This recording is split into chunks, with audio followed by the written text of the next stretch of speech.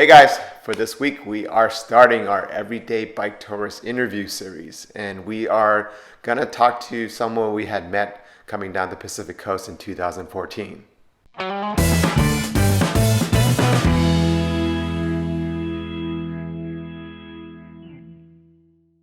For our first guest, we have Portlan Beckman, a school teacher who is an avid rock climber. His love for rock climbing actually brings us out for a weekend excursion over at Joshua Tree.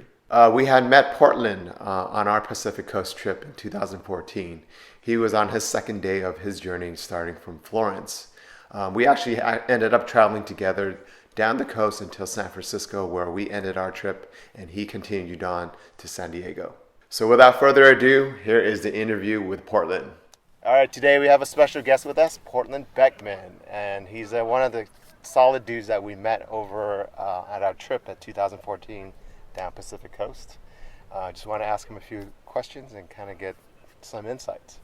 So, Portlan, welcome. Thanks, man. So, what do you do as a profession? So currently I'm a moderate severe special needs teacher. Working with just 8th students and finishing up my credential as well. So kind of getting to know the ropes of the special needs world and teaching. Right. And just finishing up my credential as well. Cool. Yeah, I know. We talked about this one, the trip that you were trying to get into it. So I'm glad to hear it. Yeah. So that's awesome. So first things first, our site's about bike touring. So how did you get into bike touring? Well, funny, the credential program actually has a lot to do with it. I was kind of in the middle of it. It was summertime, and it's supposed to be 8-week classes. They cut them to 5. And that knowledge is for students that I'm going to work with, and so I just really wanted it. So I dropped my classes and was sort of looking for a bike. Called my friend up in Bend who works at a shop, and he sent me a photo of a bike they had and told them to buy it, and ended up semi-mindlessly booking a ticket to Bend, Oregon. Farted around for a week around there, and then got dropped off in Florence and started riding back to San Diego. So yeah, really not a lot of forethought there. Yeah, I mean, I think we saw you the second day you were on that tour, right? And we were riding by.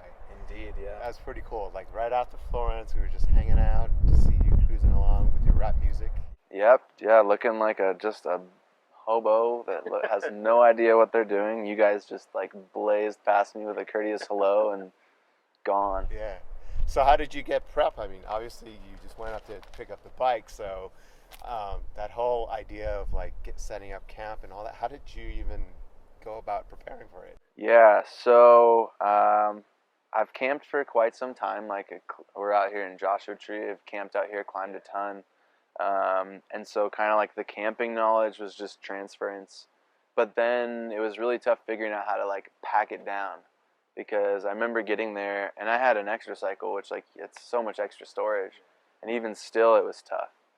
So I think just the logistics of packing, and then I spent the whole week really fielding items that I thought I would need and kept forgetting to buy one thing or another. So definitely having the pillow of a few days to just really focus on nothing but getting ready was awesome.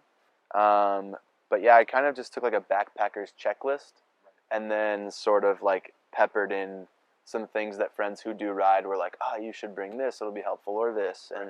And inevitably you realize along the road that there's some other things you'd benefit from as well. But as long as you've got the basics, you're good. Cool.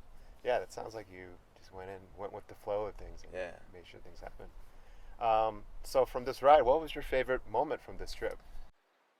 Dude.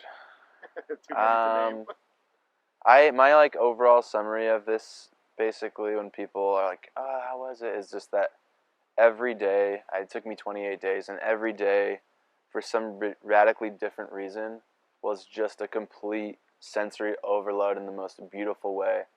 And I did get lucky, my body adjusted well, but even the days that were kind of shitty still were rose gilded, beautiful, just days of purity, because I don't know, for me it was all experiences I've never interacted with in my life.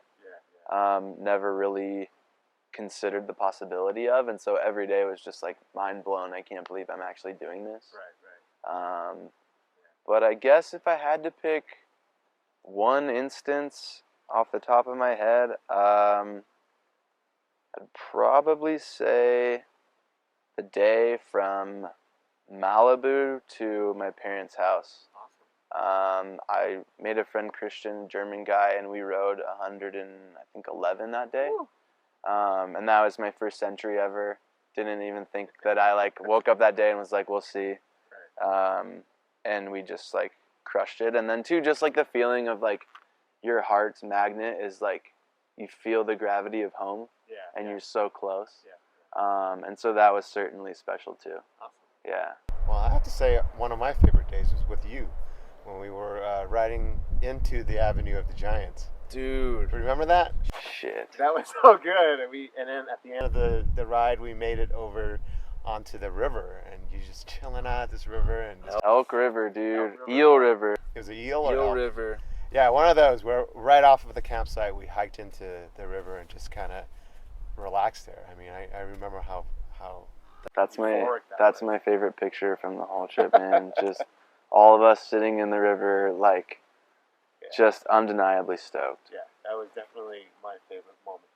Overall, what was some of the challenges that you actually had to overcome? Yeah, so my biggest issue was as simple as seat height.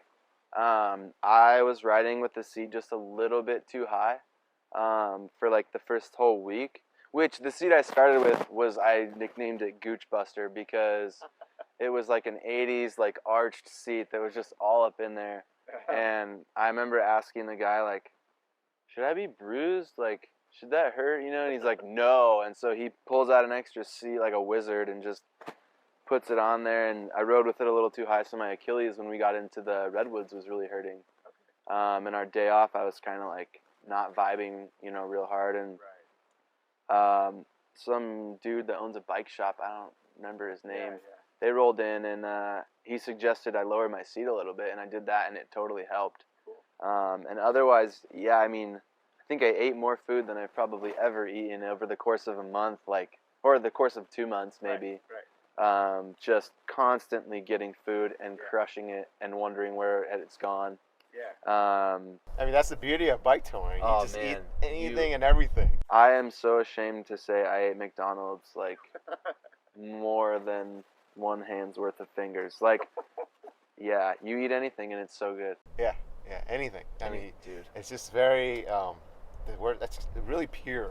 Everything is just very simple, pure. Yeah. You just can. Yeah. Well, you just need it. Yeah, totally.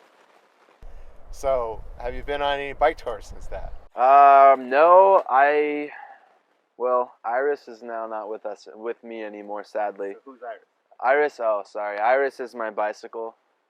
She's a beauty. I named her Iris, and my trip's name was Iris and the Pupil. The concept was that the iris is the attractive, colorful part of the eye that doesn't actually do the seeing, but it moves along as a vessel with the pupil who does the seeing. And so, me being the pupil and the iris together was kind of the concept of the whole journey, I guess. But anyway, Iris is with someone else now, seeing some other things. So that's that. And I don't even remember what the original question was. The original question was, have you done any other bike tours? No. Where I live, I ride my bike around all the time. I don't drive much, but I haven't gone on any other tours. All right. I mean, you think about maybe doing another one of these? Oh, absolutely. This summer I was really kind of jonesing to do one, but I think I'm gonna have to be looking for teaching jobs.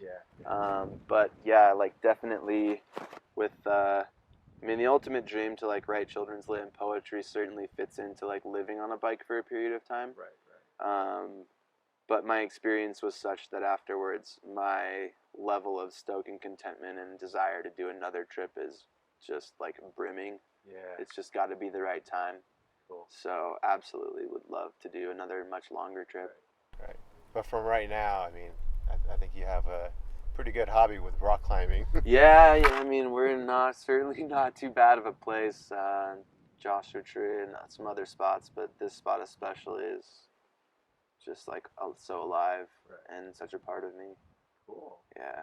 So, if there was any advice you have for people out there that's watching this video, what would you want to tell them, like who's thinking about going on their first bike tour? Yeah.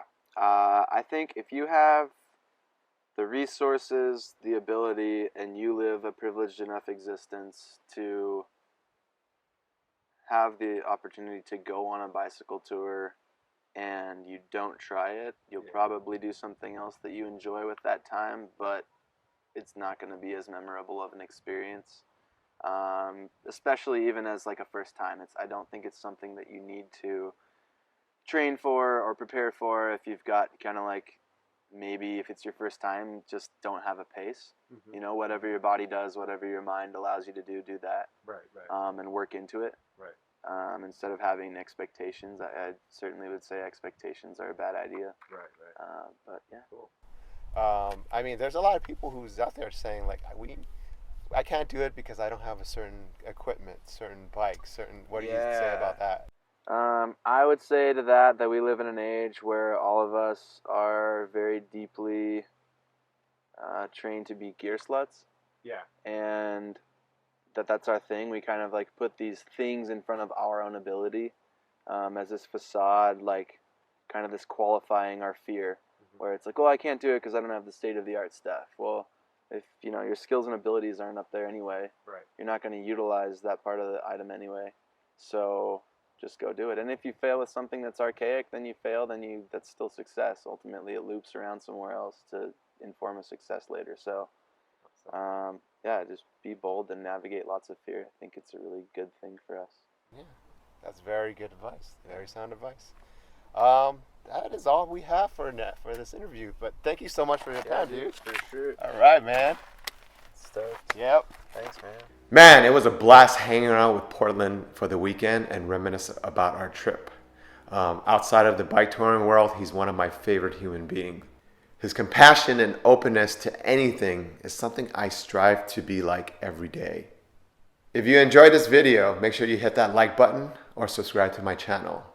And if you want to be part of this interview series, reach out to me over at milestonerise.com. And, you know, I want to know what you thought about the interview series. So make sure you put that in the comments below. Thanks for watching. Check out last week's video and follow me on social media channel of your choice. Until next time, get out there and discover your ride. Your lid will pop out of place.